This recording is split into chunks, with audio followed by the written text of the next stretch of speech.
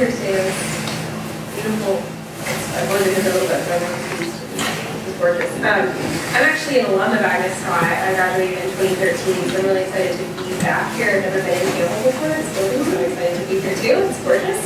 I'm currently an MFA candidate in poetry at Georgia State University, so it's exciting to be back here in alma mater reading poetry. I'm going to read a little bit of my own work and work of other poets. I'll start with I love Polish poetry. So I'll start with a poem by Adam Zagajewski called The Soul. So, we know we're not allowed to use your name. We know you're inexpressible, anemic, frail, and suspect, for mysterious offenses as a child. We know that you are not allowed to live now in music or in trees at sunset. We know, or at least we have been told, that you do not exist at all, anywhere. And yet, we still keep hearing your weary voice in an echo, a complaint, in the letters we receive from Antigone in the Greek desert.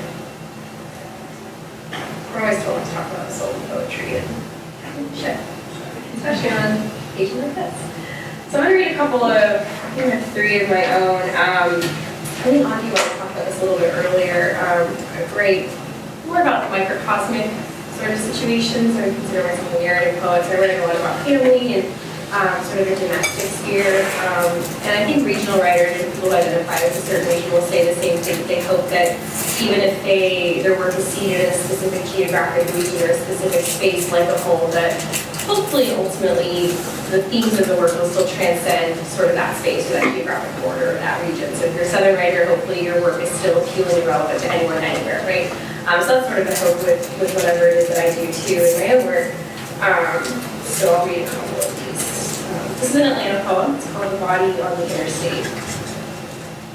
The Friday night Atlanta traffic jam on the I-75, I-85 connector confused us. Me pumping the brakes among hundreds of cars trickling by like a chorus of motors. Loudly silent along the Oregon Pike skyline, we all saw it, head to toe, horizontally covered in a sheet, an arc of police cars as its shield. I assumed it was a man.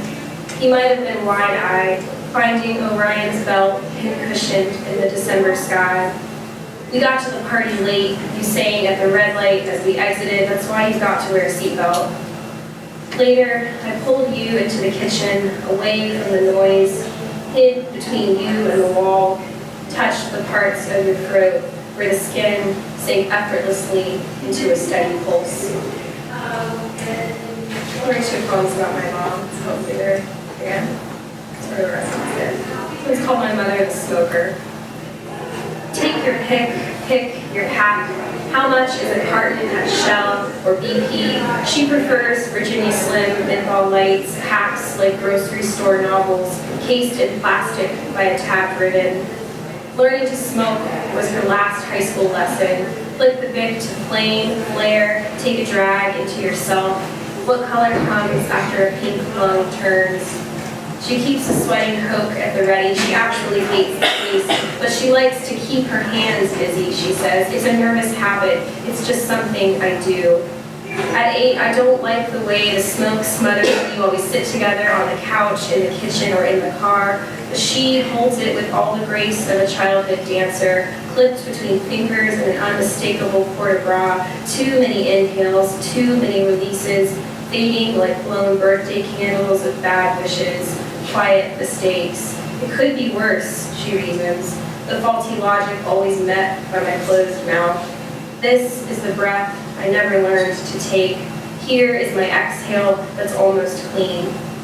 After the smoke clears, in the open palm of the dirty ashtray is a small graveyard of the things she holds. I'm still sitting, hearing the hissing of the aerosol can of air freshener, the fading carbonated ticks against the sides of the soda can, the ash silent, finally quitting its urge to burn. Last one of mine is called My Mother Cleans Our Ears. After the bathwater had turned lukewarm, we approached the altar of her knees, shivering, wrapped, whose flesh, a towel resting across her thighs, we kneel, turn our faces sideways to stare at the toilet paper or tub edge, her hand holding the center of the swab. Never mind the horror stories of pierced eardrums, sudden deafness, probing outer ear, inner canal with the white tip, wanting us clean, baptized nightly, wanting proof for herself that love could be an attempt at perfecting what was perpetually dirty. I wanted the absolution of the almost pain, the not quite hurt, the muffled movement of her poise, of rising from the tiles, of the pat on my shoulder. All done.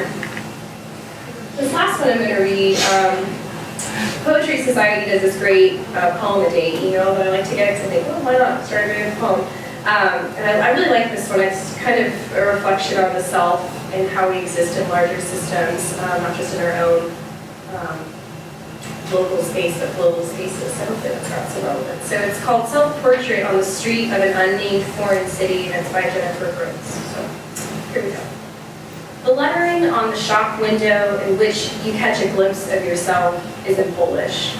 Behind you, a man quickly walks by, nearly shouting into his cell phone. Then a woman at a dreamier pace, carrying a just-bought bouquet upside down, all on a street where pickpockets abound, along with the ubiquitous smell of something baking. It is delicious to be anonymous on a foreign city street. Who knew this could be a life? Having languages instead of relationships, struggling even then, finding out what it means to be a woman by watching the faces of men passing by. I went to distant cities, it almost didn't matter which, so primed was I to be reverent. All of them have the beautiful bridge crossing a gray, nearsighted river, one that massages the eyes, focuses the swooping birds that skim the water's surface. The usual things I didn't pine for earlier because I didn't know I wouldn't have them. I spent so much time alone. When I actually turned lonely, it was vertigo. Myself estranged is how I understood the world. My ignorance had saved me, my vices fueled me, and then I turned 40. I who loved to look and look couldn't see what others did. Now I think about currencies, linguistic equivalents, how lopsided they are, while my reflection blurs in the shop windows, wanting to be as far away as possible, exactly as much as still with you, shamelessly entering a Starbucks, free Wi-Fi, to write this. Thank you so much.